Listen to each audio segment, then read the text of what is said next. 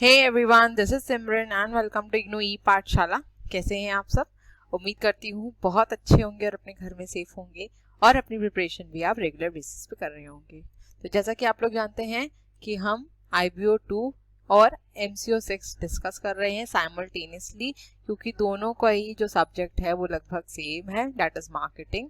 सो हमने अपनी पिछली वीडियो में डिस्कस किया था मार्केटिंग मिक्स के बारे में। तो अगर आप में से किसी ने पिछला वीडियो नहीं देखा है तो उसको जरूर देख लीजिएगा। और आज हम डिस्कस करेंगे इंटरनेशनल मार्केटिंग कॉन्सेप्ट के बारे में, ठीक है?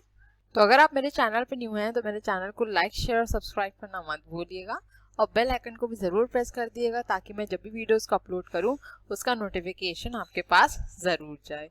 और आप लोग जानते ही हैं अब कि आप मुझसे इंस्टाग्राम पे भी कनेक्ट कर सकते हैं। इग्नू ई पाठशाला नाम है, जहाँ पे मैं रेगुलरली इग्नू से रिलेटेड जो भी अपडेट्स आती हैं मैं वहाँ रेगुलर बेसिस पे पोस्ट करती रहती हूँ। और अगर आपको कोई भी क्वेरी है तो आप मुझे वहाँ पे पिंग कर सकते हैं, ठीक है?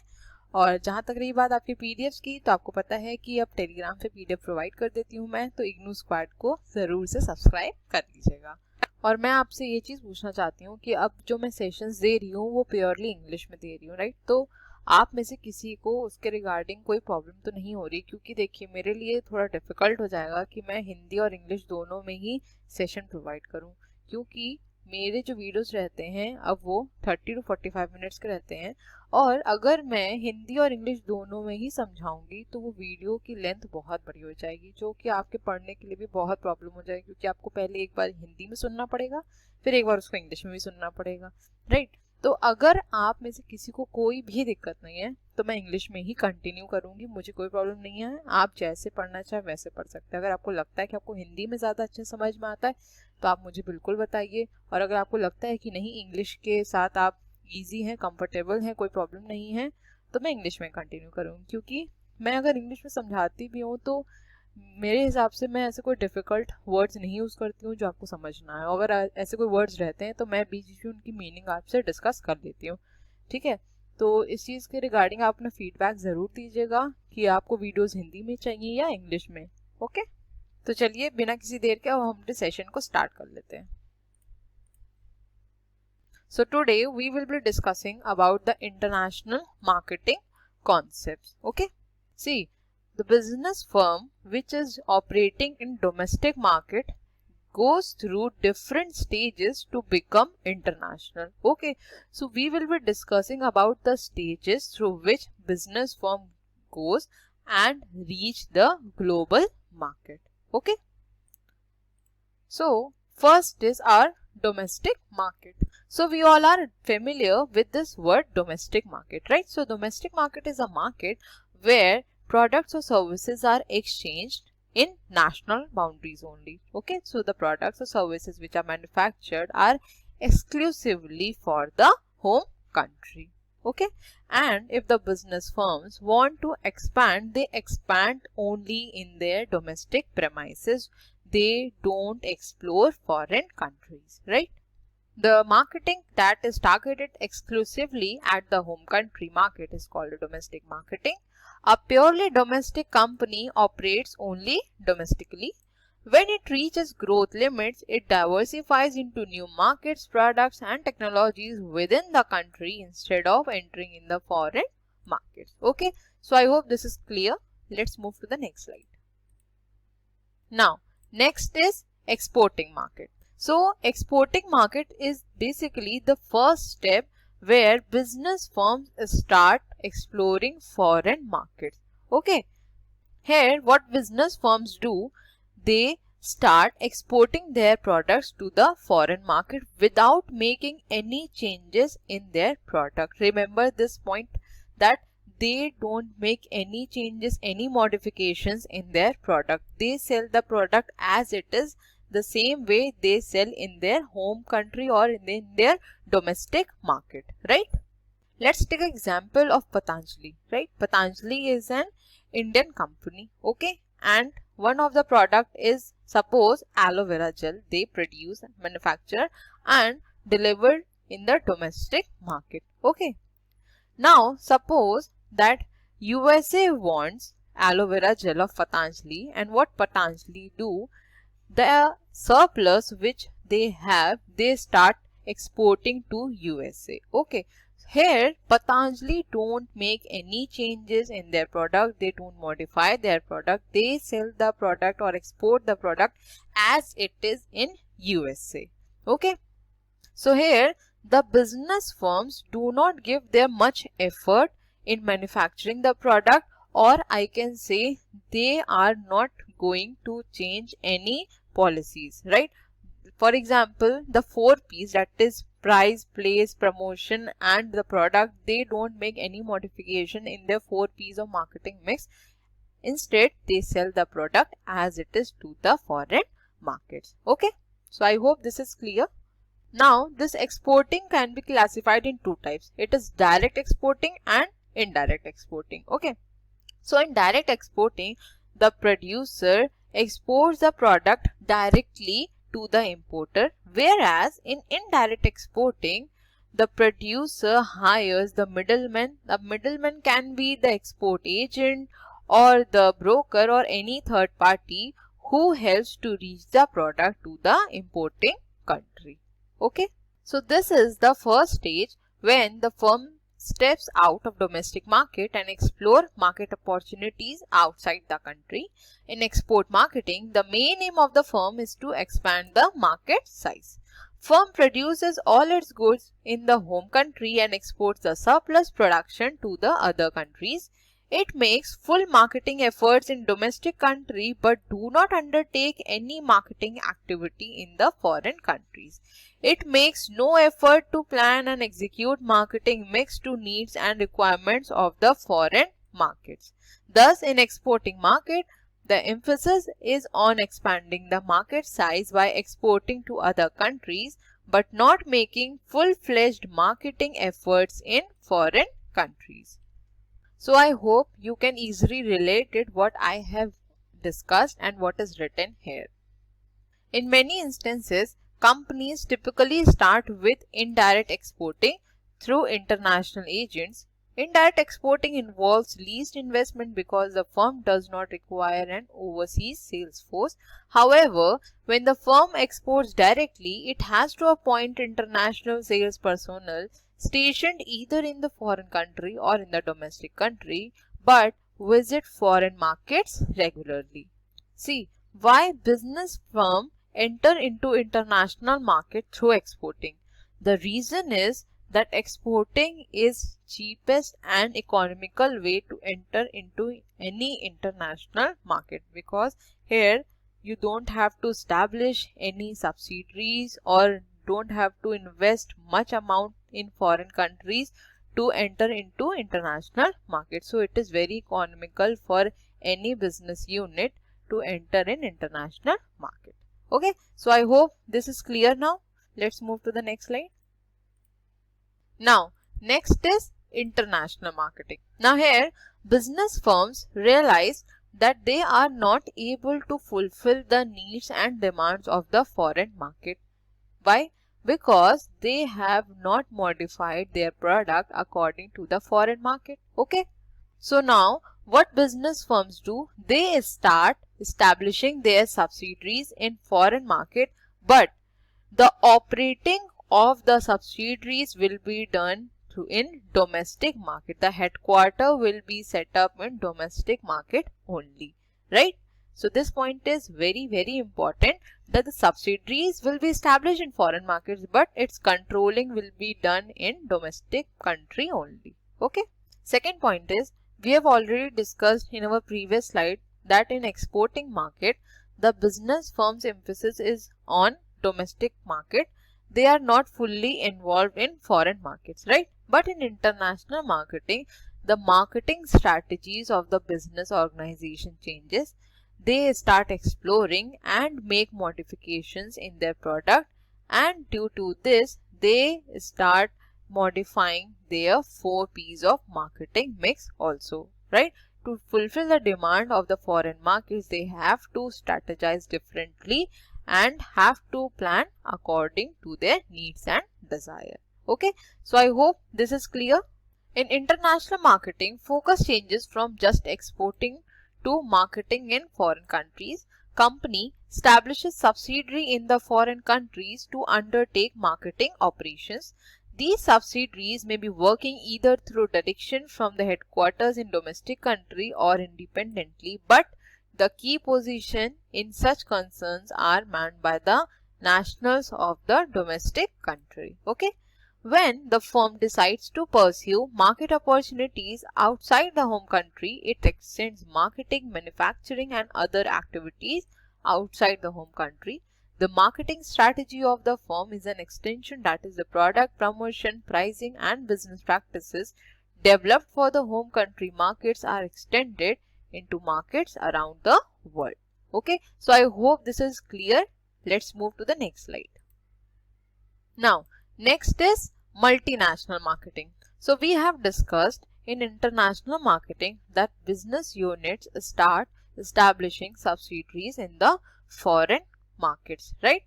Now, in multinational marketing, instead of producing different goods for different countries, the companies what do? They try to identify different regions for which it can deliver the same product. For example, let's consider India, Pakistan and Sri Lanka are in the same region. Okay, so belonging to a same region, there are possibilities, there are chances that the taste and preference of the people living there are same. Okay, so here business firm will produce product according to the region and manufacture the same product and will distribute the same product to a particular region. Okay, so the country is divided in a region and according to the taste and preference of a particular region, the business firms produces product which are of same product line and sells in that market. Okay, now if I compare India with USA, we cannot say that they belong to same region, right? Because our taste and preferences are different, our culture are entirely different from that of USA. Okay, so USA and India cannot fall in a same region. So here the business firm will offer different product for the American country. Okay, so the product which will be offered to USA will be different from that of the India because they do not belong to same region. Okay, so I hope this point is crystal clear now. Multinational marketing is the adaptation of the domestic marketing mix suitable to the market differences in market environment in each country of operation. The guiding philosophy of multinational marketing is that markets and ways of doing business around the world are so unique that the only way to succeed internationally is to adapt to the different aspects of each national market. So subsidiaries are formed in each country or group of countries to handle all marketing operations in that country or region. Each foreign subsidiary is managed as if it were an independent unit. The subsidiaries are a part of an area structure in which each country is part of a regional organization that reports to the world headquarters in the domestic country. It makes no distinction is it personal policy between national and non-national. The role of headquarters in such concerns is that of coordination among the subsidiaries. So subsidiaries are formed in each country or group of countries and each subsidiary is considered to be as an independent unit. Okay, so I hope this is clear now. Let's move to the next slide. Now, next is global marketing. So, global marketing is the marketing activity that are coordinated and integrated across the multiple markets. Okay, so here business firms involved in standardized products, identical brand names, uniform packaging, synchronized product introduction and similar advertising messages. Okay, here business firms realize that the world market is not a homogeneous market, but there is a possibility to identify the consumer segment or such group of consumer segment across the globe with similar values, needs and behavior pattern. Okay, for example, let's say Google or Apple, they are all global companies. Now they provide their product or services all over the globe in a similar way, in a similar manner, right? Apple iPhones are similar all over the globe, right? It is not like that in India it is different, or in USA it is different. All over the globe they provide a similar product. At this stage, the firm realizes, although the world is not a homogeneous market, the possibility to identify the group of consumers across the globe with similar values, needs and behavior patterns who can be satisfied with a single standardized product and marketing mix. This is global marketing strategy. Under this strategy, the world as a whole is viewed as the market, and the firm's attempt to standardize as much of the company effort as is practical on a worldwide basis. Some decisions of marketing mix are viewed as applicable worldwide, while others require consideration of local influence. Thus, the global marketing views an entire set of country markets as a unit, identifying groups of prospective buyers with the similar needs as the global market segment, and developing the marketing plan that strives for standardization where it is cost and culturally effective. So in all, global market is a market where the firms analyze the requirement and taste of the customers of all the countries and come out with a single product which can satisfy the need of all. Okay, so I hope this is clear now. Let's move to the next slide. Next is importance of international marketing. First point is expansion of opportunities. So it is very obvious that when firms go international, there would be expansion of opportunities. They have lots of opportunity. They can explore foreign market, do research and development, and can produce more products according to the needs of foreign markets as well. Okay. Next point is increased market share. Now, when business organizations explore foreign market, it will definitely help them to increase their market share, because now they are not just limited to their domestic market. They have started exploring the foreign market as well. Okay. Next point is career opportunity. When business firms started establishing their subsidiaries in the foreign countries, so there are chances that the careers of youth will enhance. There will be ample amount of employment opportunities as well, right? Because the subsidiaries which are established in different countries will definitely generate some need for employees, and therefore the employment will also increase. The career opportunities will get a boost. Okay. Next point is reaching new customers. Now, when the business firms were operating in their domestic market only, they had few customers, or I would say the customers were there in the domestic market only, right? But when firms started internationalizing, they now reach to new customers, generating new customer base, which helps in their business to expand, and they try to fulfill the needs of foreign market customers as well as their domestic market customers. Okay. Next point is investment opportunities. Now, moving to international market and establishing subsidiaries requires what? Investment, right? So in all, investment opportunities will also increase if the business organizations go international. There will be FDI in the country. Okay. Next point is increased standard of living. Now, with the usage of different types of standardized product, the standard of living of the people have also increased, right? The products which were manufactured in the domestic market were not of good quality, but with the internationalization of the business, the products are now of good quality and within the range of the consumers. Okay, because now consumers can use those products which were not available in their domestic market, but with the internationalization of the business enterprises, they started using foreign products. Okay, so this helped in increase their living standard. So I hope this is clear now. Let's move to the next slide. Let's discuss about the reasons for entering the international market. Now, we are continuously discussing about the international market, the international marketing concepts, but what are the reasons for any business enterprise to enter an international market? Let's find out. First point is domestic market constraints, government policies and regulations, growth of overseas market, increased productivity, diversification to reduce business risk, counter competition, and the strategic vision. Let's discuss them one by one. First is domestic market constraints. Now, domestic markets may have some or the other constraints which motivate the business organizations to go international. Okay, so following are the main constraints in domestic market.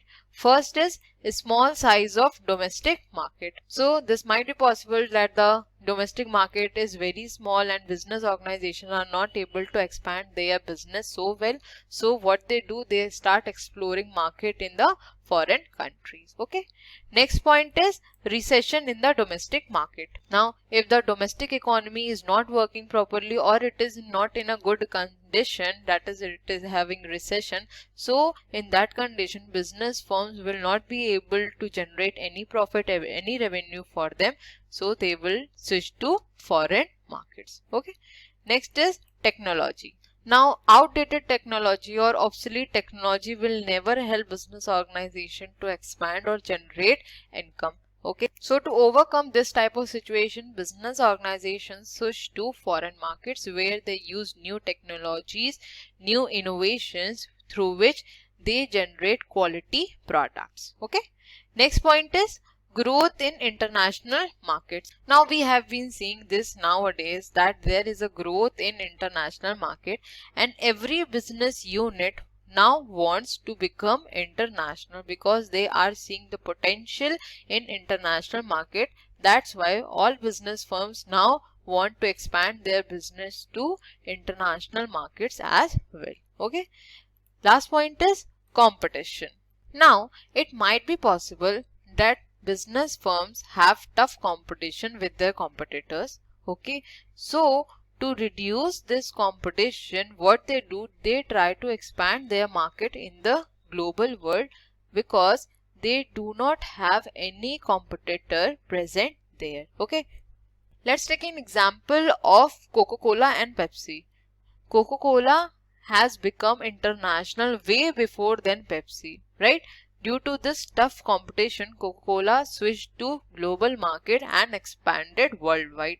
Whereas Pepsi also expanded, but it was not able to capture the market like that of Coca-Cola. Okay, so I hope this is clear. Let's move to the next slide.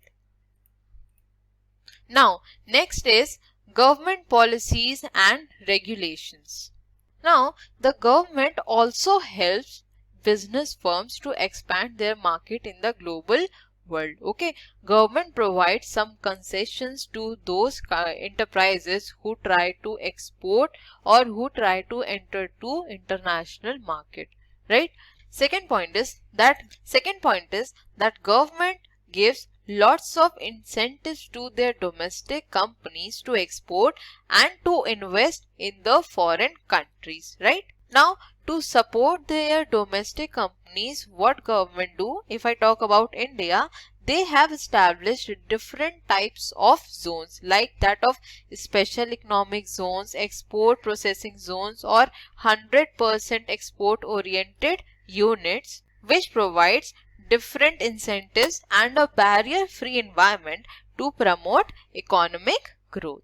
So government policies and regulations also motivate the firms to internationalize. Government may impose certain restrictions on further growth and capacity expansion of firms within the domestic market in order to achieve certain social objectives. For example, Indian government provides a number of concessions to the firms engaged in exports to and in manufacturing in foreign countries. Many governments give a number of incentives and other positive support to the domestic companies to export and to invest in foreign countries. Similarly, several countries give a lot of incentives to attract foreign investment. For example, in India, units established in export processing zones and 100% export oriented units get excise and other tax benefits have to export their production compulsorily. Similarly, software companies get income tax concession on the export earnings. Okay, so I hope this is clear now. Let's move to the next slide.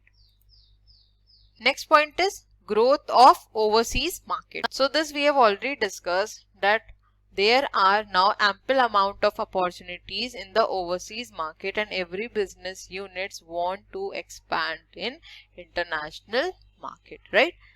Let's read this. The enormous growth potential of many overseas markets drive many companies to expand the market globally. Economic growth of many developing countries has created market opportunities that provide a major incentive for the companies to expand globally. So seeing different developing countries' economy grow, other developing countries also started expanding globally. It is convenient for a foreign company to enter our domestic economy without taking business away from the local firms. Even if the market for several goods in these countries is not very substantial at present, many companies are eager to establish a foothold there considering their future potential. So I hope this is clear. Let's move to the next slide. Next point is increased productivity. Now, increased productivity is always necessary for any business organization to survive in the market, right?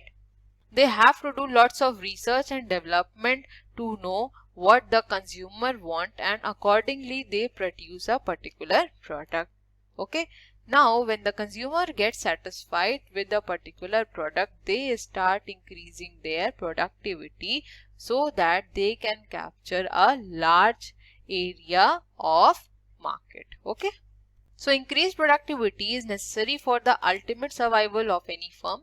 This itself may lead a company to increase production and then seek exports market. Moreover, in these days of technological development, bigger companies have to spend a lot on research and development. To meet the cost of research and development, larger markets become necessary and export becomes unavoidable. Okay, so foreign markets constitute a large share of the total business of many firms that have wisely cultivated markets abroad. For example, IBM and Compaq sell more computers abroad than at their home. The case of Coca-Cola also clearly emphasizes the importance of overseas market. International sales account for more than 80% of the Coca-Cola's operating profit. So considering the example of IBM and Compaq, they sell computers more abroad in comparison in their home country, right? In case of Coca-Cola, it is about 80% of the sales which are generated in overseas markets. So basically this means that they are paying major emphasis on the overseas market as compared to their domestic or home market, right? So I hope this is clear now. Let's move to the next slide. Next is diversification to reduce business risk. Now let's take a simple example to understand this. Okay, you invest your money in mutual funds, right? Or you save your money in form of RD or FD. Okay, now why you do so? To reduce your risk, right? You invest in different places so that if risk arises, any shortcomings arises, you can easily cope up with it using other investments, right? So here business firms also performs the same function. Okay, to reduce their risk or to overcome the risk, they start exploring international market and invest there so that if any shortcomings arises in their domestic market, they can easily cope up with help of investment which is done abroad, right? So when a firm is selling in a number of markets, the downward fluctuations in a sale in one market may be fully or partially counterbalanced by a rise in the sales in the other markets. Demand for most products is affected by such cyclical factors as recession and such seasonal factors as climate. The unfortunate consequences of these variables is sales fluctuations, which can frequently be substantial enough to cause losses. One way to overcome this risk is to consider foreign markets as a solution for the variable demand. So there are some cyclical as well as seasonal factors due to which the sales of the business firms fluctuate and due to which business firms suffer greater loss, and to overcome this risk and to overcome this loss, for the business firms start investing in foreign markets to balance this risk. Okay, for example, the US economy slowed down in 2001 while the Chinese and the Indian economies are doing well. If a business firm is operating in these three countries, the decline in sales in the US may be more than compensated by the increase in the sales in India and China. So I hope this is clear now. Let's move to the next slide. Now, next is counter competition. So as the name suggests, it is counter competition, meaning that the business firms now try to penetrate the home market of foreign competitor so that they can diminish the competition which is existing there. Okay. For example, what IBM did, IBM started exploring the market of Japanese by establishing the mainframe computer industry there before his two competitors, that is Hitachi and Fujitsu. Okay, so direct market penetration can drain vital cash flows from the company's domestic operations. This drain can result in lost opportunities, reduced income and limited production, impairing the competitor's ability to make overseas thrust. Okay, so I hope this is clear. Let's move to the next slide. Last point is strategic vision. Now, this we all know that any business organization which is working currently has some objective, has some vision because of which they are performing their work, right? So, every business organization have different policies or different strategies to work, and achieving these strategies would help them to grow, to become more competitive and diversify in international market, right? See, why any business organization have some objective or have some vision? Because they want to achieve something, or they can predict what will happen in future, or the business which they are going to perform will reap them what? After 5 or 10 years, their business will be standing where, right? So, to considering each and every point, business organization strategize their business. Okay. The systematic and growing internationalization of many companies is essentially part of their business policy or strategic management. The stimulus for internationalizations comes from the urge to grow, the need to become more competitive, the need to diversify and to get strategic advantages of internationalization. Many companies in India, like several pharmaceutical firms, have realized that a major part of their future growth will be in foreign markets. By exporting at a time when it is difficult to export, some firms build up their image in the domestic market. They also look at exporting to attain status and prestige. So, business organizations should analyze that what are their goals, what are their strategies, what are their vision, and work accordingly, right? If they are seeing that they have potential in the foreign market, they should explore foreign market for their future growth, like that of pharmaceutical firms which have realized that their future growth will be in foreign markets, so they entered foreign market and started exploring at that time when exports were very difficult. Okay, so this lead to attain status and prestige in the global market, right? So I hope this is clear now, and this ends up our session and your chapter as well. Okay, so your unit 1 is already completed. Now we will meet in our next video with new unit. So thank you so much for watching. Please like, share and subscribe the channel. And don't forget to press the bell icon for regular updates. And don't forget to give your valuable feedback. Okay. So we will meet in our next session. Till then, stay safe, stay healthy. Bye-bye. Take care.